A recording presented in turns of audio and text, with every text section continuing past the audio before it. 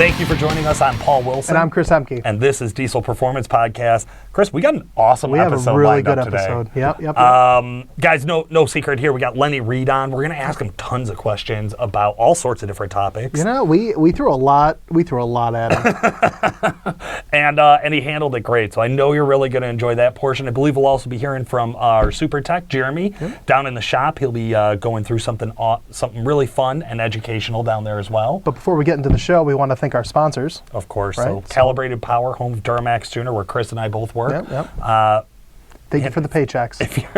If you're looking for emissions-equipped performance, if you're looking for drop-in turbochargers, if you're looking for built Allison transmissions, or pretty much anything else for your diesel performance needs. Some guidance in your build. We're here to help. That's it, man. Those are things we can help with. You can visit DuramaxTuner.com or give us a call at 815-568-7920 anytime. Next, WC Fab, Worley Custom Fabrication, your one-stop shop for anything diesel.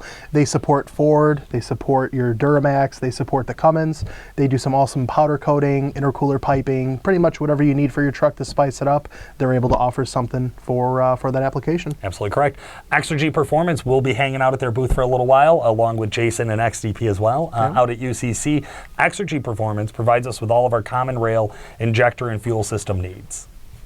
And last but not least, XDP, literally your one-stop shop, anything diesel, whether it's maintenance, performance, you name it, they have it on their store. You can go to xdp.com and check them out.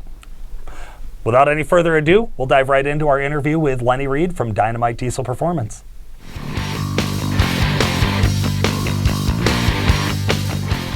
All right, guys, we are here with Lenny Reed from Dynamite Diesel Performance. Lenny, of course, has been a pillar in the diesel performance community. Chris, you and I were talking. I can't remember a time that we were into diesel performance and Lenny wasn't around. I remember being in the 12-valve and 24-valve world a decade ago, and you could find DDP injectors on a lot of websites. So, it's crazy to have them on and see the evolution of DDP and what they have to offer. Absolutely. Lenny, how the hell are you? Been good. Been really good, actually. Thanks. No problem. Been busy, but good. That's what we were talking about, is a lot of stuff going on over at DDP, a lot of action, and especially here we are, I think we're recording this about a week before UCC kicks off. Yeah. The UCC for us, it's definitely, it's a different event. Like, everybody's more organized now. The first few years of UCC, like the previous 2 months, every week, myself personally, I was spending like 12, 14 hours a day just building everybody's last minute injectors that kept getting hurt, destroyed. They didn't like them. We were testing a new thing. There was a lot of red label freight back then. And this year, like, I think we've got less than 4 trucks in the event total, I think. And everybody's organized and they have their program ready. So it hasn't affected our daily business, not 1 minute yet this year. That's awesome. As he knocks as hard as he can on wood, right? You're like, please stay this way. Lenny, we brought you on because we wanted to talk a little bit about a couple different topics here. So we've been going through fuel and diesel fuel in a big way over the last 2 months or so.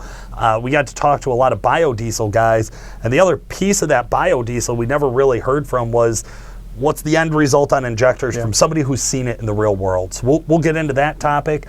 We'll talk a little bit about perfect spray patterns, which is something I thought you covered really, really well in a video over on Dynamite Diesel TV. You guys, everybody should go and check that out. That was really informative. That really was. And then, of course, high-end competition. That's what we're talking about right now. 3,000 horsepower, man. You can't get away from it.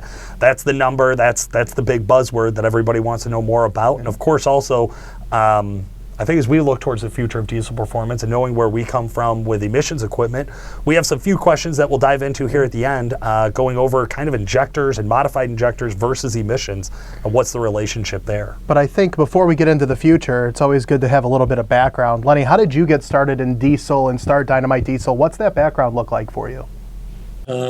Basically, like back in 2000, my father passed away, and I've got this envelope still it's like an old bank deposit envelope, and there's car titles. I mean, like a bunch of them.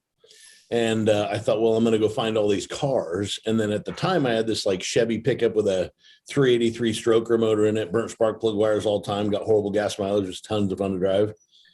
And every time I hooked up to any sort of a car trailer, it got like, you would put gas in it, and I thought that it fell out the bottom. It burned so fast. But so then I bought my first Dodge diesel truck. And at that moment, I was working for a PUD, like I was making electricity basically on a daily. Didn't love the job. I walked into this dam when it was dark, and I walked out when it was dark, 12-hour shifts. And I just thought, man, I don't want to work. I don't want to do this till I'm 60 or 65. So I quit, started Dynamite Diesel Products, actually Dynamite Diesel Performance, and then was buying parts from some folks down in Las Vegas called Diesel Dynamics. Back in 02, 03, they were purchased by Edge. Edge is, primarily like electronics, right? So they took a swing at the mechanical, but it just fell apart. So then we ended up having to make our own injectors because I wasn't able to buy injectors from those guys anymore. And so I went and bought my first extrude hone, and I think we got it January 1st of 2004. And back then, all you were doing is just shoving putty through nozzles, trying to make them bigger. Didn't really know much about, that's true though. We didn't know much about, K factor. We didn't know much about, what you could do to destroy a hole and make it really smoky. We would get to a point where they would only run on nitrous basically. And we were just blowing through them so big that there was no spraying left. So, over the evolution of time, we've learned a lot. I picked up a second extrude hone a few years ago because whenever one would break, we would need to rely on the other one. Common Rail has really pushed us, like the high pressure, super fast on, super fast off, correct timing. Like that's all made the diesel evolution just a lot more accurate and better nowadays. So with that, we've had to really step up the tool game as well. Rate shape is going to be like the next buzzword that everybody starts talking about. And we just got the first rate shape machine in the aftermarket industry. The first one in the United States of America is here. Actually, it's on its way to our shop right now. They'll be here to show us how to use that. And we've already sent them a bunch of injectors and had them do some rate shape testing for us. I actually drove out and let them see some injectors that I felt were very special, and I didn't want anybody else just to see. So I drove out, handed them to them. We ran them in the machine, and they were pretty impressed with them. So we've got that machine on its way to us now. The EDM was huge. That was a big deal. And what I can tell you about an EDM is as a base tool, it's good, but the most value that's in my EDM right now, hands down, is going to be just the hours and hours and hours of programming that went into making every one of those programs perfect. It's the amount of wasted time for the first 12 months was literally 12 months. It was horrible. You got two employees working on the thing for 40 hours a week, and production time was very limited, but experiments were 40 hours a week. So, you figure 80 hours a week for two dudes, right? And you got the tool that you're paying money on, and you got all these parts that you bought, and you destroy a ton of them.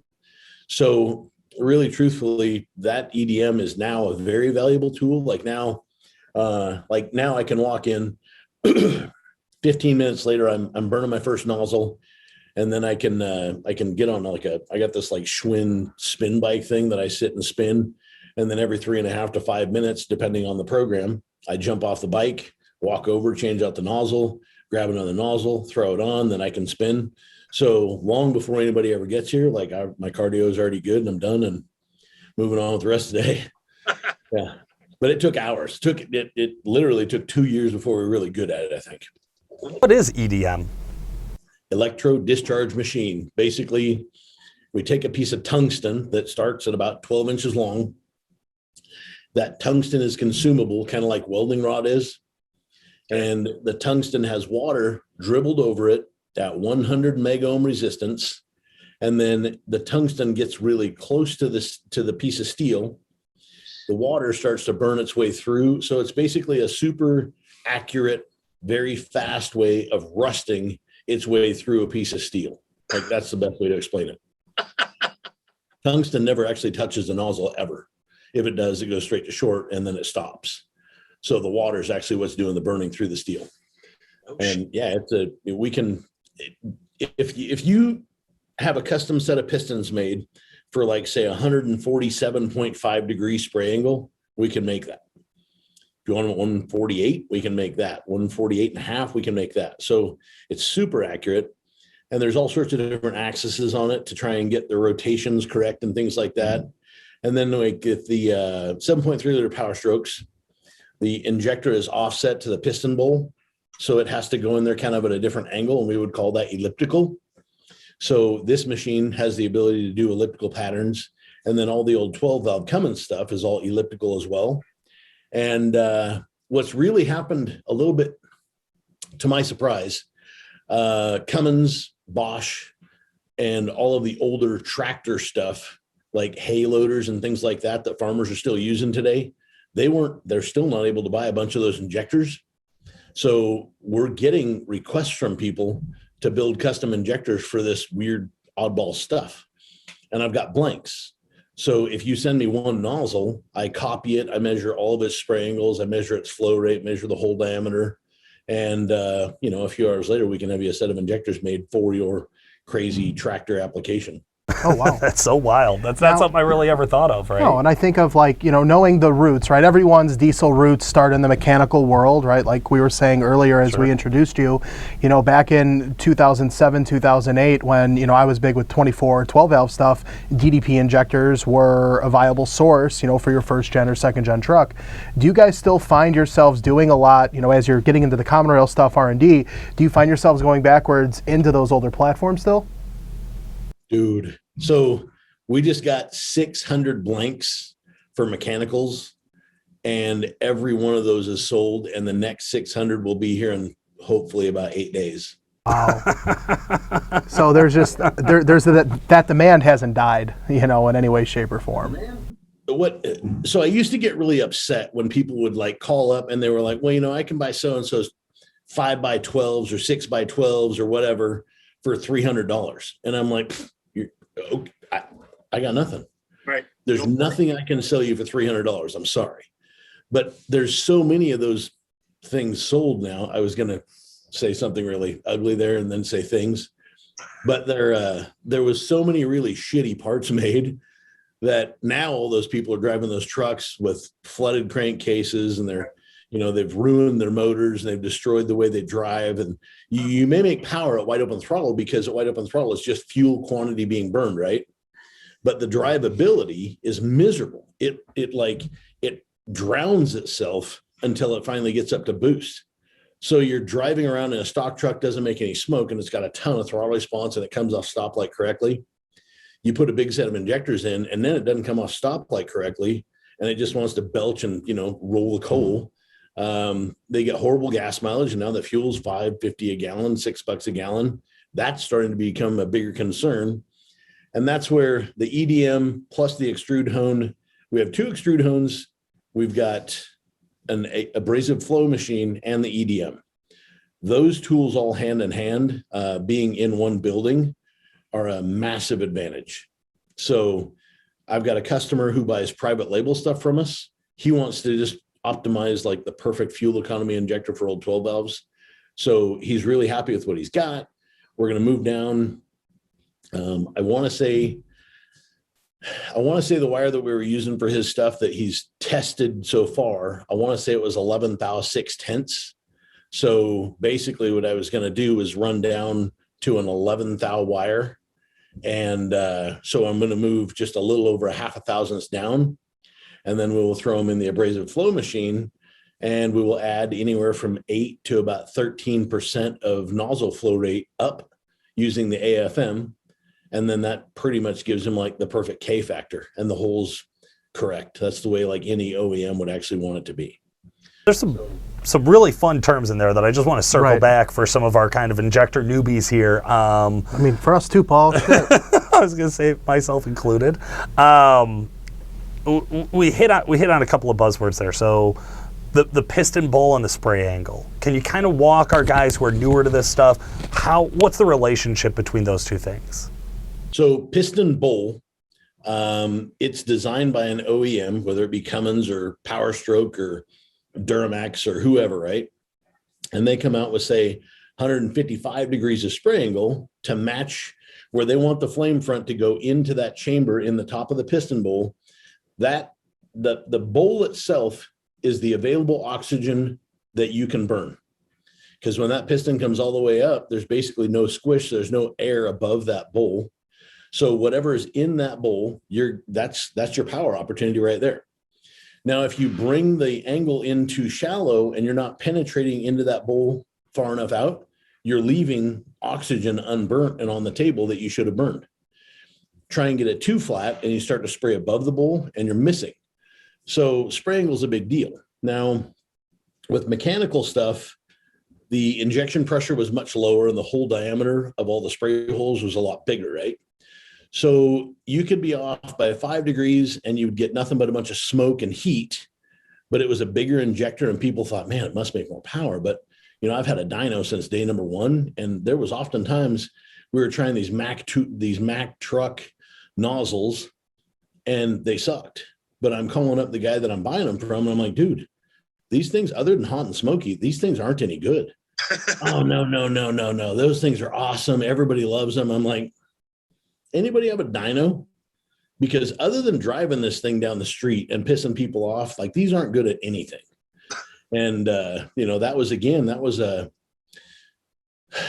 Mac application was, I want to say it was like a 158 I think it was a 158 degree spray pattern. And the correct spray pattern for that piston back then was 153. So 5 degrees off, 2.5 degrees off per side, puts it outside the bowl. It doesn't work. So spray angle is a really big deal. And with the evolution of diesel performance, what we've been doing for the last 2 decades is we find a nozzle out of a different application. We know that it's bigger, and then we kind of hybrid it into our motor. And if it's off by 1.5, 2 degrees per side, it'll work. It just won't be optimum. You'll end up with idle haze. You'll end up with kind of a little bit lazy mid-range. And for the amount of quantity going into the chamber, it's not efficient. Like you don't make, you might pump 300 mm³ in there, but you're not going to get 1,800 horsepower out of it. And really, if everything's perfect with most of these motors today, you should get 3 horsepower per mm³. So it's just very inefficient. And efficiency comes into like today, when fuel is $1.50, $1.80 a gallon, people didn't really care as much. But sure, now that a brand new Power Stroke or a brand new whatever is $110,000, everybody's fixing their old stuff. And now that they're fixing their old stuff, if we can make stuff better today than they've ever had the opportunity to own, then they're upgrading their truck. Like it didn't cost them 80 grand to upgrade it, but they still upgraded it. And if we can make it more efficient, make it cleaner out the tailpipe, and get them to where they don't have to change their oil near as often as they used to with their big nasty stuff, that's all winning, right? Can you kind of walk us through an example of that? Because I'm pretty sure in one of your videos I caught you talking about some adjustments along these lines for like the 04.5 to 07 with the sack nozzles on there, and kind of what that change looked like and how that spray angle and some of the new technology has affected those set of injectors. So 03, 04, 235 and 305 horsepower motors, they have 143 degrees of spray angle, and the bowl has like a 2-step design in it. So timing for that is quite a bit different than timing for a little bit later style truck, 325 motor. And the later style truck is 124 degree spray angle. So that's what they call the big bowl piston versus the closed bowl piston. And again, the oxygen content available on the 124, since it's a broader diameter bowl, that thing has the potential to make a lot more horsepower. Now, if you're in a limited air class, any sled pull class where it's 2.6 or 2.5 or 3 inch, the bigger the bowl, the more horsepower you're going to make, because you want to optimize whatever boost you're shoving in that thing's throat. You've got to get every ounce of oxygen burnt.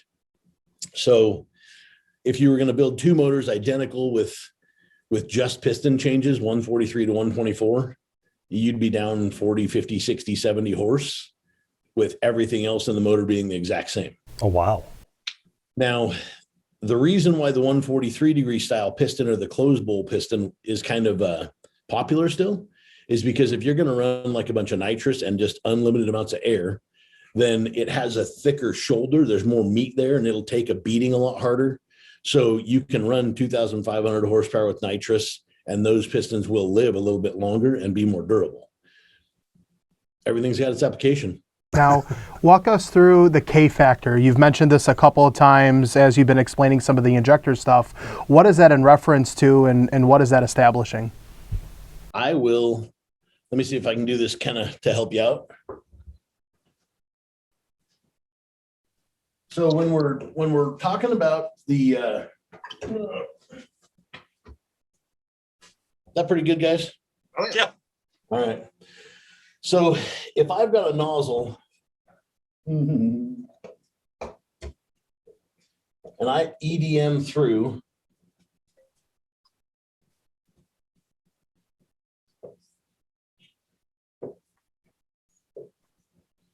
so we've got like a 90-degree edge right here. Right. Now, K factor, this would be like K0. There's 0 K factor whatsoever. But if I move this metal and I start to radius that,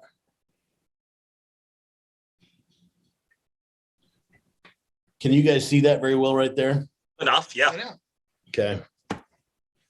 So basically that radius, what that does is that allows fluid to flow over the top of this and fill this down. If fluid comes over a 90, the first thing it does is it creates kind of a low pressure system right here. Now, as fluid comes this direction, it's going to start to fall down. And if this is a 10,000th orifice, you're only going to feed that with, call it 7 or 8 thousandths of an inch, right? So when you get rid of this low pressure system, you're actually now feeding this 10 thousandths with something around 12 to 14 thou. So the fluid heading this direction is going a lot faster. And when it breaks this face right here, the atomization will be much, much, much better. And the better it's atomized, the more fuel you're going to burn. So K factor is really critical. And we've got lots of fancy tools that modify K factor differently. And we've got a surface grinder out there. So when we're shaping that K factor, we'll actually grind the nozzle perfectly so we can expose the entire hole. Reason that's very important is because if you picture like an irrigation ditch that's been excavated out and it's smooth on the bottom and smooth on the walls, and let's just say you shove like 10,000 cubic feet of water per second down that ditch, that'd be kind of an average irrigation ditch around here. There's no turbulence unless there's wind on the top. But if you go like whitewater rafting, the same 10,000 cubic feet of water per second boiling over 5-foot tall rocks and what have you, all that disturbance and all that impedance, if you're trying to get that fluid to flow, you want the surface finish of whatever it's touching to be as smooth as possible. So abrasive flow machine, 2 extrude hones, different medias, different pressures, different times under tension, that shapes a different K factor. And it's critical for us because we're using wire from the smallest piece of wire that I own is 2 thousandths and 7 tenths. So approximately half a thou smaller than like a human hair. Yeah. Now, when you're shaping the K factor with that, the media has to be basically liquid. It's got to be water. And it has, a cutting agent in it, much like sandpaper, and it shapes that K factor perfectly. But if you try and shape a hole that's, say, 10 thousandths of an inch, totally different media. 40 thousandths of an inch, totally different media. So there's a lot to it. And that's why we have all these different tools here, is to try and get the K factor correct for all, for all of our stuff. That's wild, man. Yeah. Because when we talk about injectors with customers, we're usually talking about percent over, horsepower potential, and fitment, right? Yeah, it's balance, the flow between the set. Is the very simple outstretch of it, of what's going to be the immediate impact to a customer. When you guys are looking at it, there's a lot of science, there's a lot of tools, there's a lot of measurement that goes into it. How does this relate to the end customers? Like, I assume guys still call you like they call us and they say, hey, I have an 06 Dodge and I want to make 1,000 horsepower. What injector should I buy? Is that about the extent of where like customer questions come in, or do you get a lot of guys who are kind of trying to drill into and showing a demand for a higher quality running injector as opposed to just a horsepower output? We have our standard off the shelf stuff, which is like a broad recipe that covers everybody in the street style trucks, right? You may get a guy that lives in a unique location, like somewhere super high in like Wyoming or Colorado. And because, it's super hot there in the summer and he's already got thin air quality up there, his truck may smoke a lot more at 600 horsepower than anybody at, 2,000, 3,000 feet of elevation. So if he calls up and says, hey, like my truck smokes a lot, blah, blah, blah, blah, blah.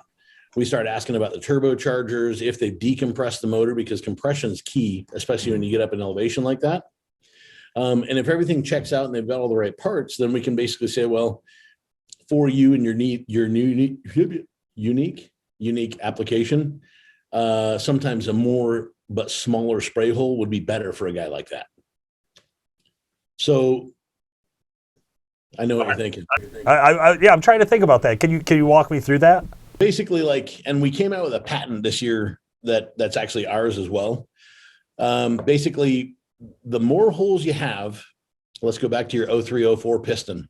That thing came out 143 degrees, and there was 8 really small spray holes. And then the 325 motor came out. It was 124 degrees, and they went to 5 spray holes. Now, when I was really ignorant to this and I didn't know much about it, I assumed that every hole takes 30 to 40 seconds to EDM, and they were just trying to save time. And that's why they went from 8 down to 5. Well, then we tried 8 holes in that style of motor, and it ran like garbage. Well, then you read enough books, and because there's some really good information out there that, Bosch has printed, and all these other, OEMs have actually, put studies out there. You just got to dig for them. And basically the diameter of the bowl, the nozzle starts to spray, and as it sprays fuel out, it ignites at its furthest point traveled, and it burns back to the nozzle tip. So if I've got 8 really small spray holes, it's atomizing better than 5 larger ones. So it ignites earlier, and it doesn't get out to the bowl. So it doesn't use all the oxygen that's available in the bowl. So 5, 6 holes works better at upper like RPM. When you get 5,000, 6,000 RPM, the lesser the spray hole, the better. But if you're driving a truck on the street that puts around, like a bunch of these Eisen trucks and like the later style Duramaxes, they shift really early, right? Yeah. Well, you don't need a nozzle that's going to make 4,500 RPM if you can't get it to make 4,500 RPM. So yeah, there's a lot, like just hole count, hole diameter, K factor, all of that stuff goes into the perfect recipe, and we're constantly testing. So anything, say 1,000 horsepower above we've got this custom injector order form on our website. And we go through what you've got for turbochargers, camshafts, pump, mechanical, and, like air boxes, all of it. And if we see that there's a glitch in the setup, then we call up and we say, hey, like you're just not going to make 1,000 horsepower in stock turbo. Oh, well, I'm going to get a new turbo. Call me back when you do. Because when you melt your stock turbo, you're going to be upset at me. Right. So I just assume that you do it all at once or not do it all. I just don't want you yelling at me. Now, let's switch gears just a little bit. With you doing the injectors throughout the years, whether it be mechanical or common rail, have you ever gotten injectors brought or sent back to you that have had like biodiesels ran through them, like at home, like I made my own bio and I ran them through the injector? What's been some of that past experience been, whether it, again, be mechanical or common rail? When people, this is back in like 06, 07, 08, like fuel was pretty expensive back then. And people were doing like a lot of homebrew stuff back then. And we discovered that Viton is a material that holds up pretty well to bio.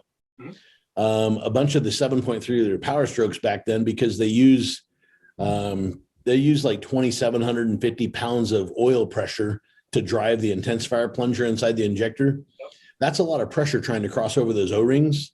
And when you would put bio in the fuel at 50 pounds of fuel pressure, basically the bio would just melt those O-rings off. So they updated those O-rings a long time ago and created them with Viton. And the Viton stuff seems to hold up pretty good to that stuff.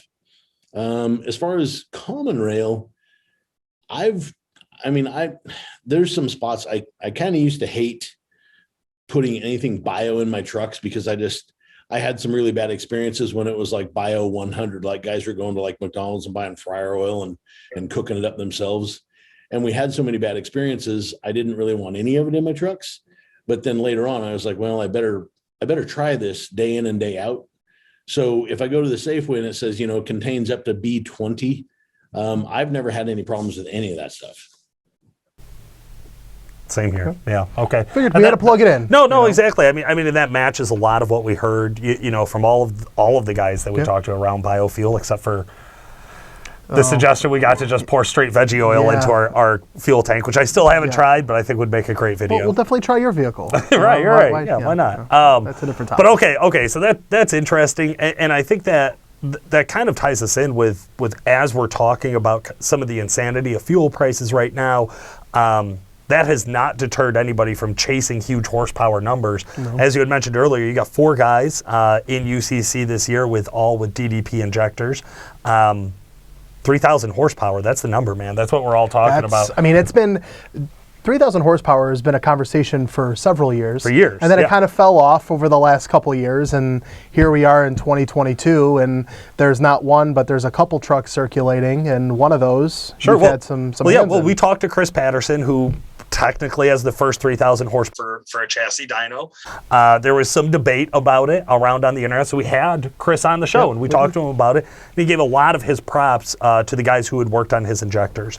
Now, we just saw Derek Rose. We had Derek Rose on. And we had Derek Rose on, and then I think like the next week, he went out and he ran on the dyno with a set of your injectors, I believe, and put up some huge numbers. So it looked like we peaked out at 3,000 there as well. So another chassis dyno, 3,000 horse. We'll see what UCC shapes out when we get these 2 guys and a whole bunch of others that I think are in this race, all on the same dyno on the same day. I think this will really kind of quash who's got the most power. But 3,000 horsepower out of a truck, I mean, what does that injector look like compared to a stock injector? Physically on the outside, it looks like any other 5.9.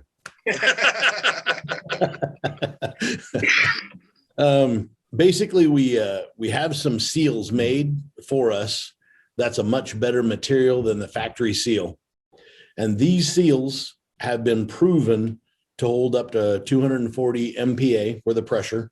Oh, wow. And we warranty them up to 225. And the reason I do that is because if you run something right at 238, 239 MPa, and the voltage soaks at 240 MPa, so the sensor won't read it higher, but you're at wide open throttle making 239 MPa, chop the gas pedal, and the FCAs don't dump off fast enough, then you don't know what the pressure is going to spike to. Right. And you got no way of measuring it. So we tell people that we'll warranty them up to 225, because at that point, if they send us a data log and as soon as they get off the gas pedal, it spikes past 240, I know what happened to your injectors. Like, we don't know. It might have made 300 MPa right there. We just don't know. Right. So we've had 0 problems at 225, 0 problems 230. And there are some very skilled tuners that I trust a lot. And we're running like sled pull stuff at 240 MPa. In the last 2 seasons, we've had like failures of none. Like, they leave here.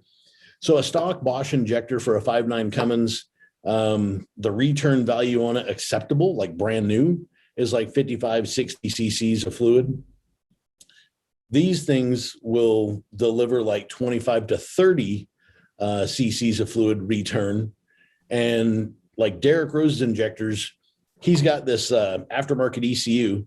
So basically we have to build him a full map with an mm cubed per cell. So we've got X amount of pressure, X amount of microseconds, X amount of pressure, X amount of microseconds.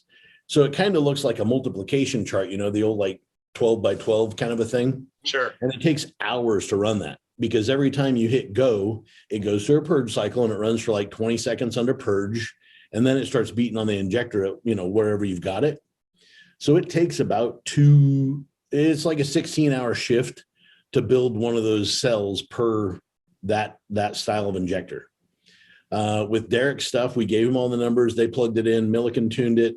And, Bob's your uncle. The thing's been working really good ever since. So they know how many cubed exactly. It's not a guess. It's pumping at X amount of pressure and X amount of microseconds. So with Derek's stuff, he's, I want to say he's like 220 or 225 MPa. And he's down around 900 to 970 microseconds for what he's been pumping. And that puts, what's impressive about Derek's truck is the fact that he went to the drag strip first. And if you do 4,100 pounds vehicle weight, 171 miles an hour, and then you plug in the ET, the math calculates to 3,229 horsepower.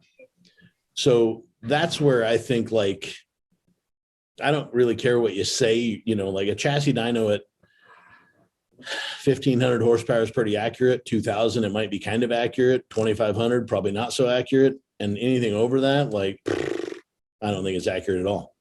And to Firepunk's credit, they built a Sigma pump motor years ago, went to the UCC with it, and it floundered. It did not do near what it was supposed to do. That thing was I think they said it made like 3,500 on the engine dyno. Yeah. And Mark Massey was the guy that helped them. And I trust Mark Massey quite well.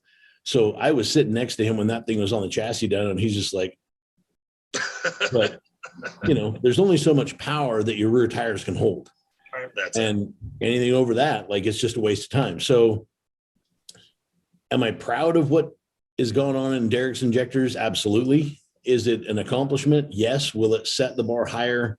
I don't know about that. But what I know that it will do is it's going to make a 2,000 horsepower recipe really reliable. 2,500 horsepower really reliable. So we've already got the math at 3,000. And, then it went to a hub dyno, which it was on a Dynacom dynamometer. And I don't know if you saw the videos, but they're out there. And the thing was in, like, I think it was less than 30 horsepower off of what the track ET calculated to.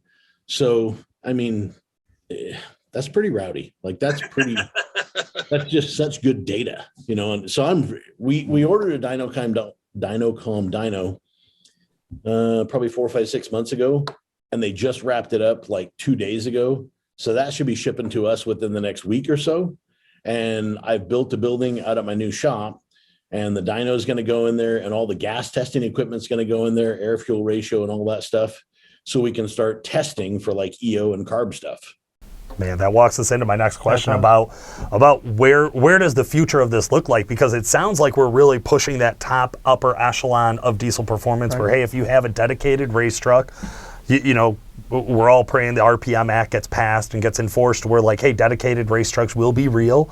That's a great, but like, where am I? Street trucks? Where am I? Yeah, where am I? Who's driving on the street every day? Am I going to be able to modify my injectors down the road? Am I going to be able to chase horsepower if I have emissions equipment? Now, obviously, Chris and I are here at Duramax Tuner. Yep. We live and breathe emissions equipped performance. That's just what it is. What do you think that looks like? How big of an injector do you think would have a potential of getting an EO number? So, if we think back to, like, say 1969, 1968, like the big block Corvette 427, less than 500 horsepower, like 435 horsepower, I think.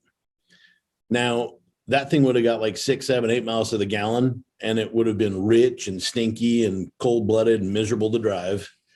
But yet people went out and they drag raced them, and they did all this racing stuff. Right. So the aftermarket guys, from day number one, like from the time that they manufactured the second automobile on the planet, somebody's been trying to race them. It's true. Like, I'm not kidding you. Like, they make one car, who cares? They make two, and it's now, it's a flexing competition, right?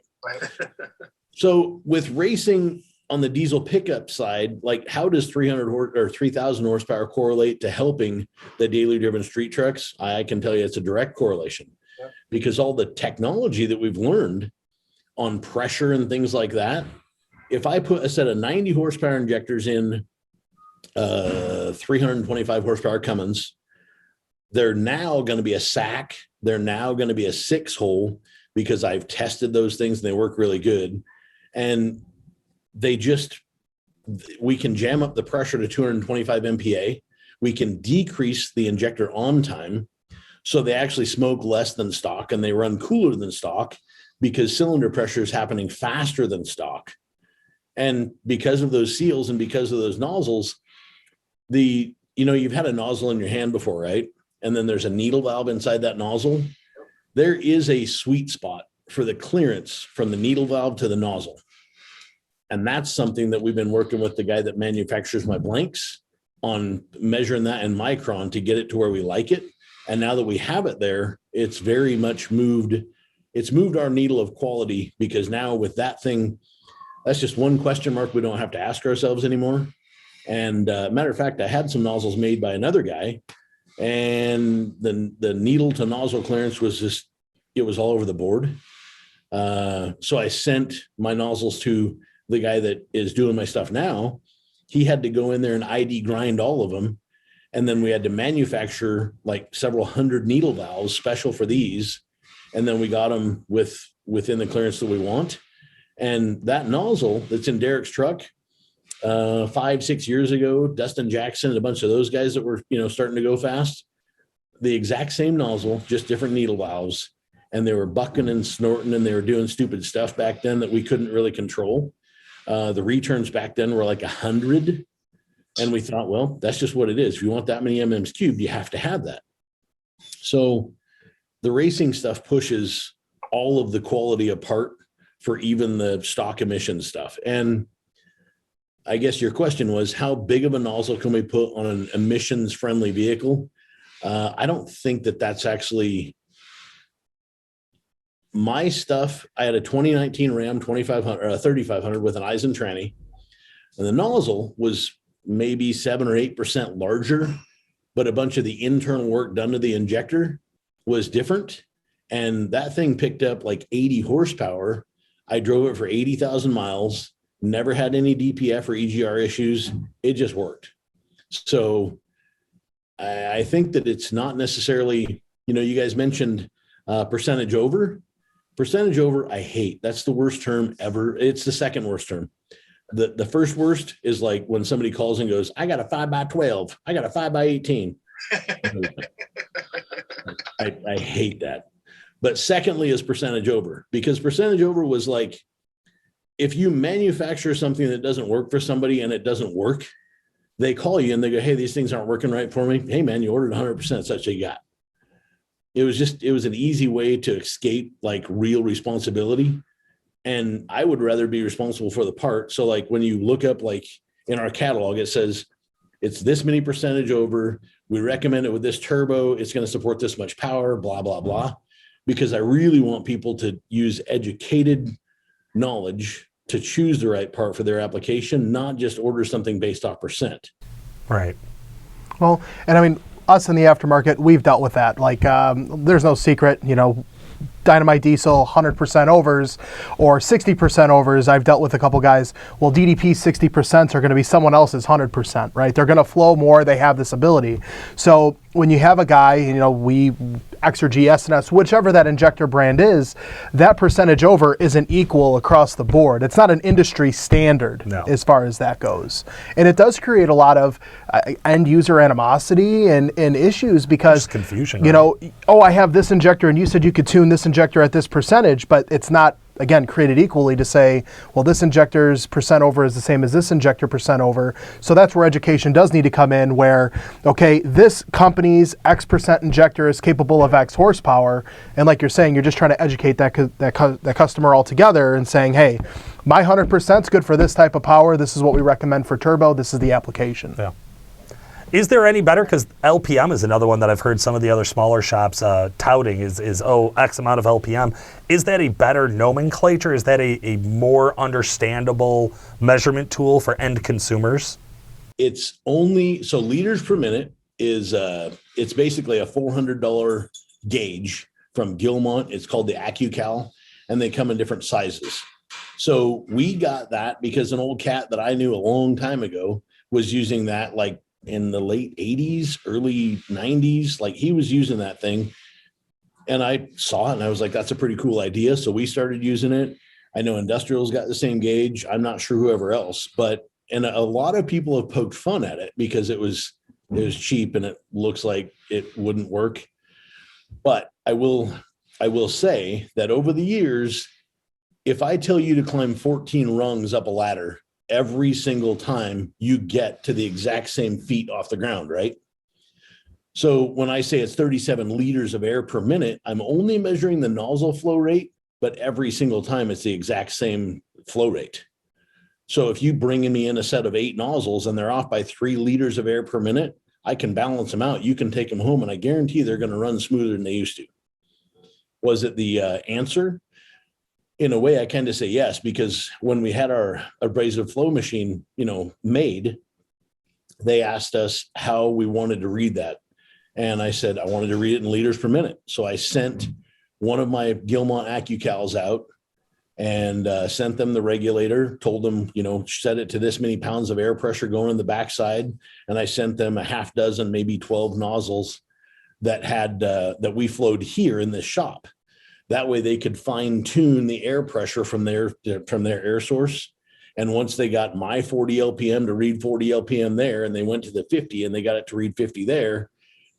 Once they got all that done, it took them 4 hours to create the scaling and my AFM machine, which measures nozzle flow rate while it's honing. It actually is, it's exactly correct with our airflow meter now. That's awesome. It's pretty cool. It is wicked awesome because the dude so back when I bought my extrude hone machine, they were like, hey man, you need to buy a flow meter. It's $200,000. Like $500 and I got a flow meter. So, 20 years later, we walk in with a $500 flow meter and the same company, the president walked in and he goes, hey, what the hell is that thing right there? That's kind of janky looking. And the dude that wrote our software is like, but it works.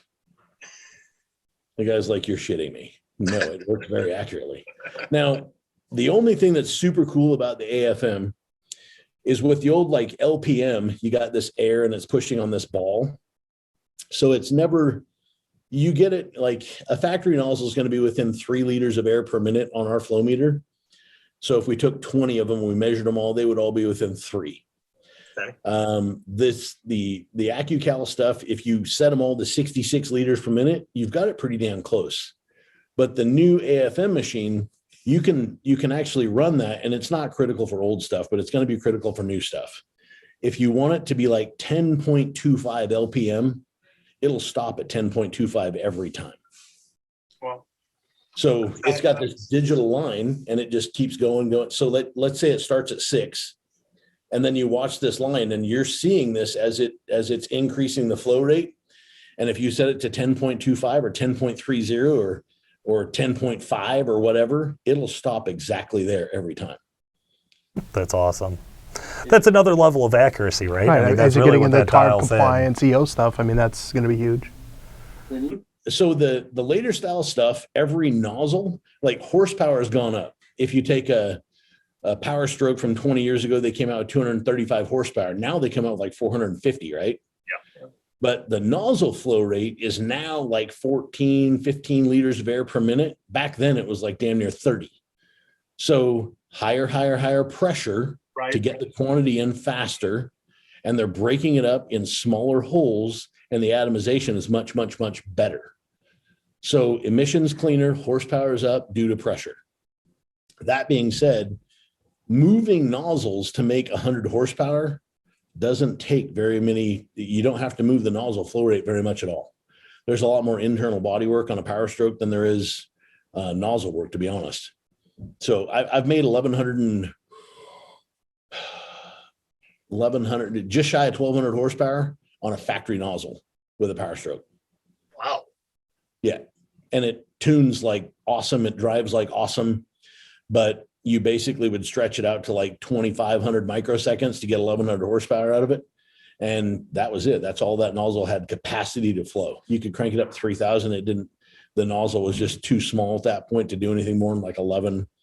I want to say it was like 1170 or 1180. Now, I have a question for you just because you brought that up. When I watched the video where you were building one of the injectors for D-Rose when that motor was on Fleece's engine dyno over at Freedom, and you were talking about wanting to maintain that injection pulse width down to around 1,000 microseconds, right? Yeah. Now, in the aftermarket, let's say you take a stock injector, stock 6.7 Cummins, and the factory microsecond on that is like what, 1,400, something like that. Let's just rough numbers.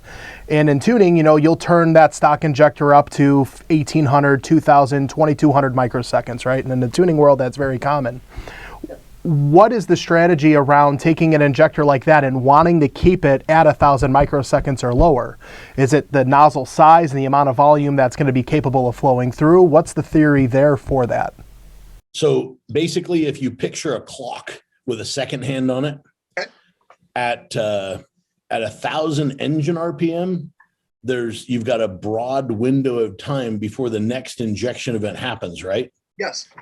So if you wanted to inject fuel at a very slow engine RPM, you've got a broad window, meaning your timing, you're advanced. You could go really far advanced without detriment to the motor. But if you pick up the engine speed to 6,000 revolutions per minute, the clock runs out of time with the injection event if you try and run stock injection event. So let's just say that you left it at 1,800 microseconds for like a Cummins 5.9. Mm-hmm. At 6,000 RPM, you'd probably be high 40s to maybe 50 degrees of advance to stop the injection event with like a 90-10 split, 90% in at TDC, 10% after TDC. You'd probably be really close to 50 degrees advance. Cylinder pressure would be retarded because you're shooting fuel in as that piston's still heading up for so long. Now, to get rid of cylinder pressure, you want to get rid of the advance. The only way you can do that is shorten up the duration of injector on time. So and I'm not going to say that's proprietary, but theoretically, if you've got 900 microseconds of injector on time at 6,000 RPM, you don't need to be nowhere near 50 degrees of advance. You can be a lot shallower than that. You can be back down to factory or maybe even less than factory advance and still be making the power without the cylinder pressure because the injector on time is such a short duration. That's so cool.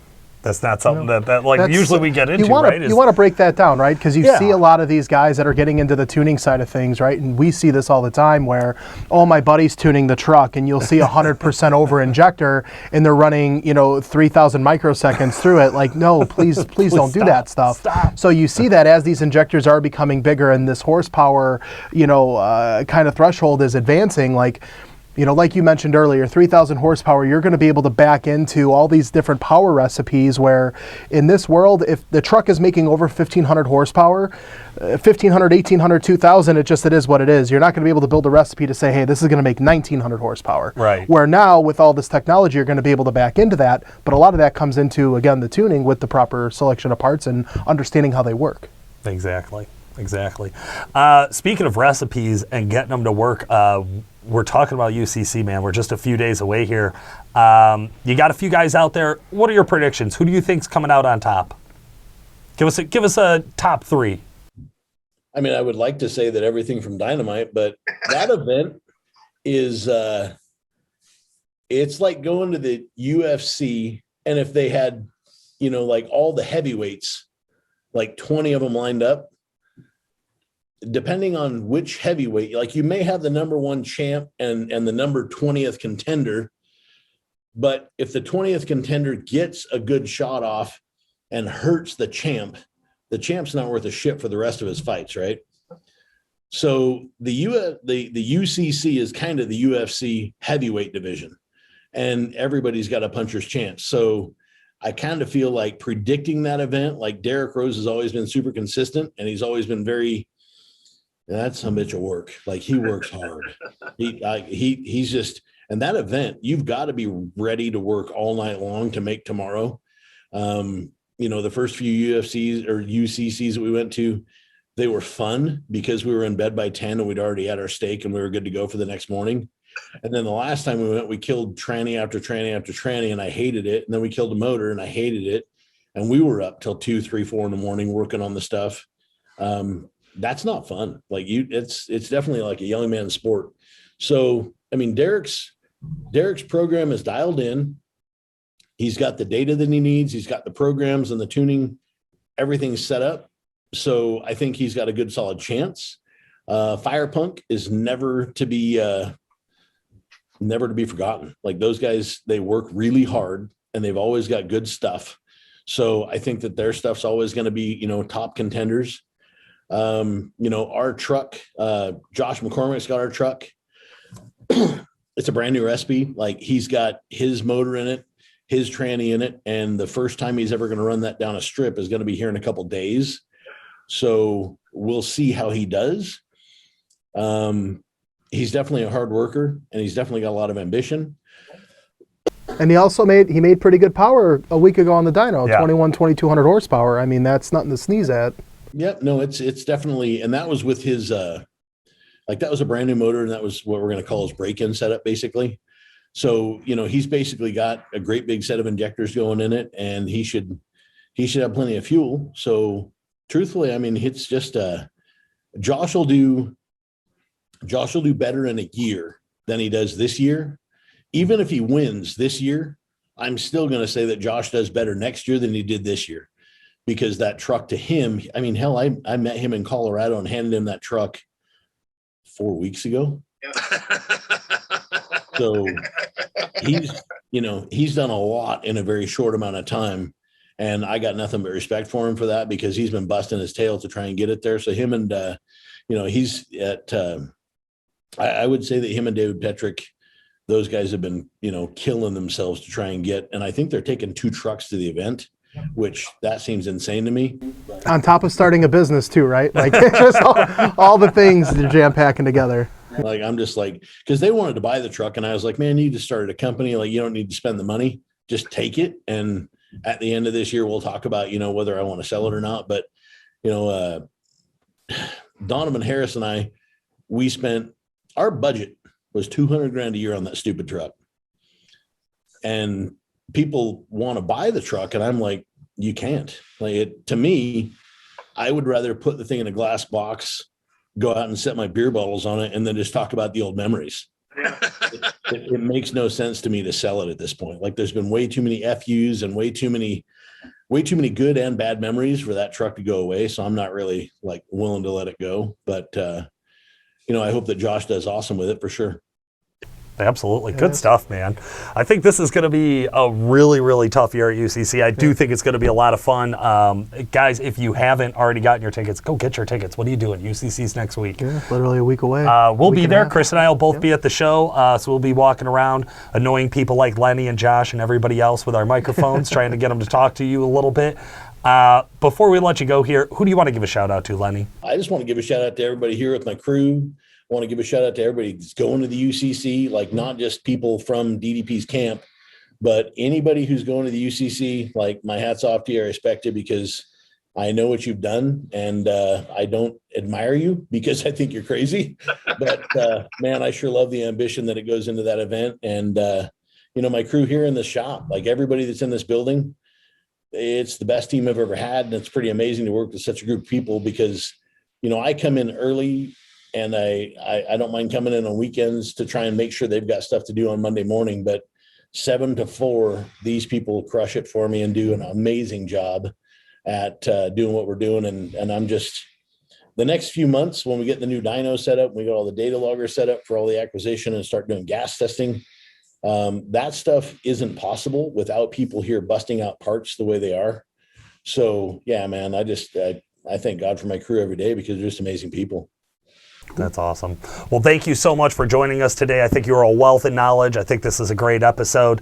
Guys, stick around. We got a little bit more Diesel Performance Podcast coming at you.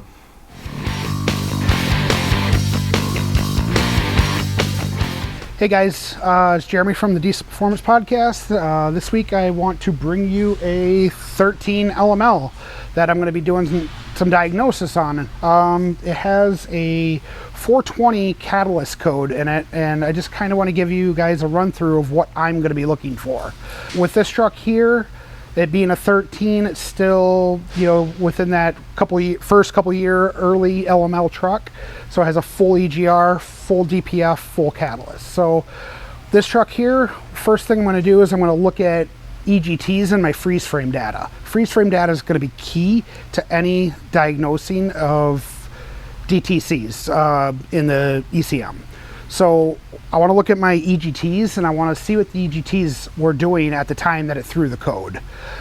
And I want to look at the 9th injector. I want to look at the 9th injector at the current status and see what the 9th injector is doing now to see if that's going to affect my EGTs or affect what the catalyst is doing. This is going to be a little bit fun one because it's actually an intermittent code. Sometimes it's going to work, sometimes it's not going to work. Data is going to be key. And when I mean data, you got to look at every single number on it and crunch it and then see if I can get it to act up, if it's going to be hot or cold. So those are the key things that I'm going to be looking for on this LML behind me, and I'll let you know how it goes. Thanks for joining us today, guys. This has been Paul Wilson. And Chris Emke. Make sure to like and subscribe, and we'll talk to you again soon.